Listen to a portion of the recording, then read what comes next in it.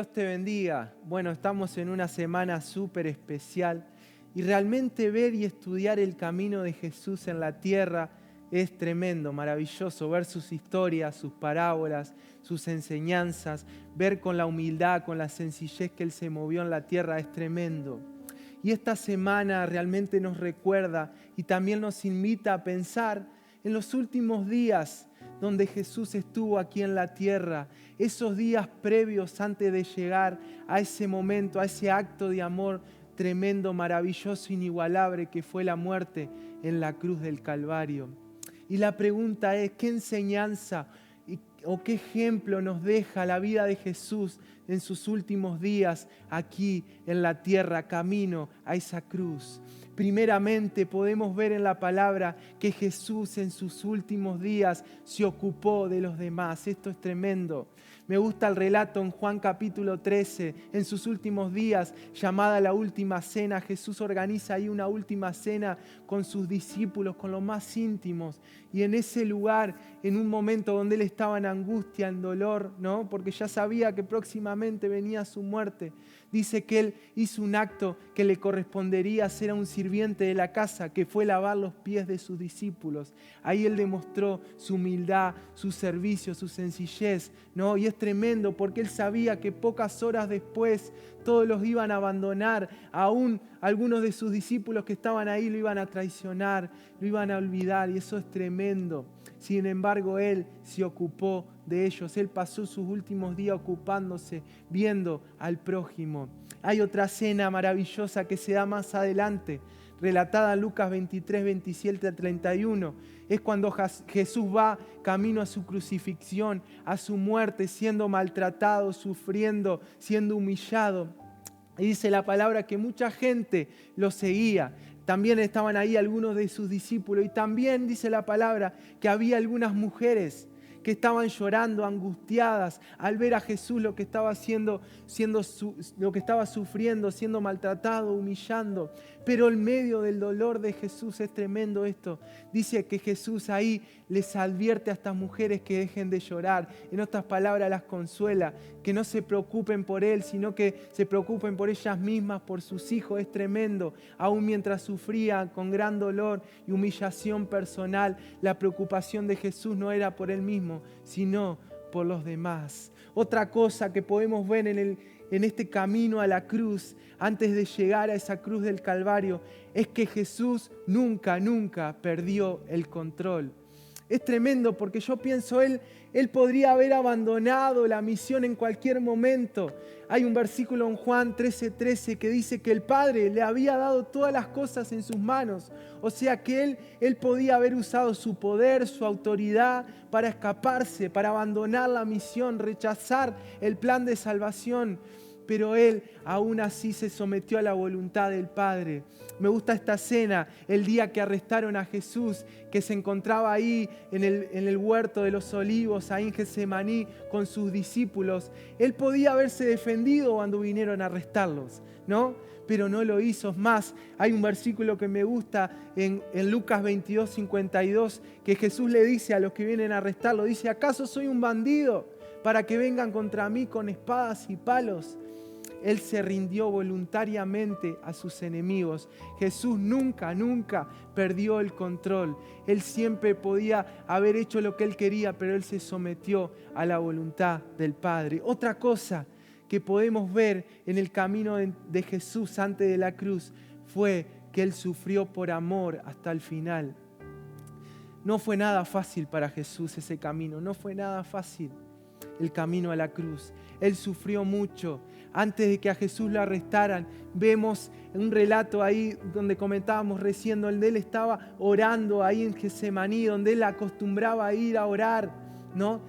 Y dice la Biblia que Él se aparta en un momento de sus discípulos y empieza a orar, y en su oración le ruega a Dios: Padre, que para ti todo es posible, quítame esta copa, diciendo en otras palabras: Jesús, es muy difícil lo que estoy viviendo, es muy difícil lo que me toca pasar, lo que estoy sufriendo. Pero me gusta el versículo cómo termina. Marcos 14:36 termina la oración de Jesús: pero que no se haga lo que yo quiero, sino lo que tú quieres. Fue el amor por el mundo, fue el amor por ti y por mí lo que llevó a Jesús a avanzar con el plan de salvación, lo que llevó a Jesús a sufrir, a llegar a esa cruz del Calvario. Y otra cosa, otra pregunta que me hacía y vemos en la palabra es pensar qué vemos y preguntarnos qué vemos cuando llegamos a esa cruz. ¿Qué huellas quedaron en esa cruz? ¿Qué dice Jesús de ese lugar? Primeramente, en la cruz vemos huellas de amor y misericordia. El amor y la misericordia de Dios quedaron demostradas en las palabras de Jesús mientras Él colgaba agonizante de la cruz. Primeramente, dice la palabra que Él le pide a Dios, esto es tremendo, que perdonara a aquellos que lo estaban maltratando en su ignorancia. Esto está en Lucas 23:34. Dice, y Jesús decía, Padre, perdónalos, porque no saben lo que hacen. Tremendo el amor y la misericordia de Dios, aún lo que lo estaban haciendo sufrir, lo que realmente lo estaban torturando. Jesús le dice, perdónalos, Señor, porque no saben lo que hacen. Tremendo el amor y la misericordia del Señor. También podemos ver este amor y misericordia en la cruz por el ladrón que estaba a su costado. Él se preocupó por él, por su eternidad. Esto es tremendo. Como Jesús sus últimos días, Él mostró su amor y su misericordia. Y aún en la cruz, agonizando, Él mostró compasión. Él mostró amor por el de al lado. Tremendo. Y otra huella marcada por Jesús en la cruz es la del cumplimiento. Jesús cumplió con su propósito en la cruz. Me gustan las últimas palabras de Jesús que se registran en el Evangelio de San Juan. Jesús dijo, consumado es. La palabra que se traduce como consumado quiere decir cumplir, completar, terminar, finalizar. Cristo cumplió completamente, perfectamente con su llamado y propósito de salvación del mundo. Amén. Y para terminar, veamos de qué nos habla el camino que Jesús dejó después de la cruz. La palabra dice que Él abrió un nuevo camino después de esa cruz. Hebreos 10:20 dice, por el camino nuevo y vivo que Él nos abrió a través del velo, esto es, de su carne. Cuando Jesús muere en la cruz, Él abre un nuevo camino. Y es tremendo porque sus mismos seres queridos y sus discípulos no entendían totalmente el significado, por qué Jesús había muerto, de lo que estaba sucediendo en ese momento. Aún no entendían que todo el sufrimiento que tuvo que pasar Jesús era el resultado del divino propósito y el plan de salvación de todos los que creyeran en Cristo. Los discípulos no lo entendían a esto.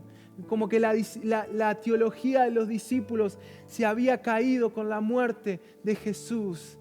Pero Jesús al tercer día, dice la palabra, que resucitó. Esa luz del mundo no se había apagado. Y esto me habla de victoria, esto me habla de triunfo. El gran sacrificio de Jesús se convirtió en la victoria que derrotaría y vencería la muerte. Él envió a su único Hijo para pagar el castigo por nuestros pecados, sabiendo que de otra forma estábamos condenados por toda la eternidad. El camino de Jesús fue el camino hacia la victoria. Hoy podemos acercarnos y recibir el perdón y ser salvos.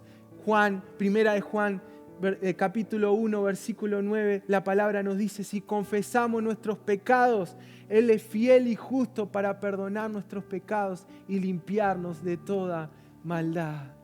Hoy quiero decirte que Jesús nunca perdió el control. Él murió voluntariamente, sufrió por amor por vos y por mí, para que podamos tener libre acceso a su presencia. El plan fue perfecto, se cumplió. Jesús cumplió con su propósito aquí en la tierra y nos trazó un camino de amor y misericordia. Te invito a que seamos como Jesús en este tiempo, a que miremos por nuestro prójimo, a que miremos por el de al lado.